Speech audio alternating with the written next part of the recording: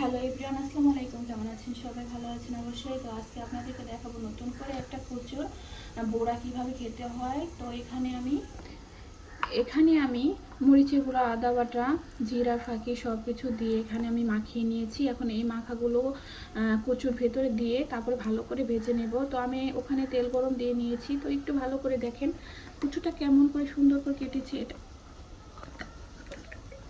আচ্ছা, যাই হোক, কচুটা ধরতে গিয়ে ভেঙে গেছে। তো আরেকটা আপনাদেরকে দেখাবো। তো কচুটা দেখে কিভাবে ফুলের মতো ছড়িয়ে গেছে। এটা আমার কেটে দিয়েছে আমার এক চাচি কচু দিয়ে। তো কচু ডাকা দিয়ে রান্না করে খেয়েছি চিংড়ি মাছ দিয়ে। তো এটা ভাবলাম আমি বোড়া বাজি বাচ্চাদেরকে ভেজে দেই বোড়া। তো বোড়াটা খুব পছন্দ করে বাচ্চারা। তো এখন ফাইনালি আমি ভেজে নেব বোড়াটা। দেখেন কিভাবে আমার কচুটা লম্বা হয়ে গেছে। তো এখানে আমি তেলের মধ্যে দিয়ে দিব।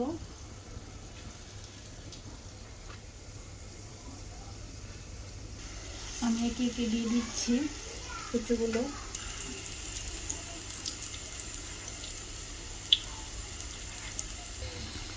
ফাইনালি কিন্তু আমার কচুর বড়িটা রান্না করা শেষ। ও সেই মজা লাগবে আজকে। ভাজা করে ভাত দিয়ে খাবো, শুকনাও খাওয়া যাবে। বাচ্চারা শুকনা খায় তো ওরা শুকনা খাবে, আমি প্লাস আজকে ভাত দিয়ে খাবো ইনশাআল্লাহ। আসসালামু আলাইকুম।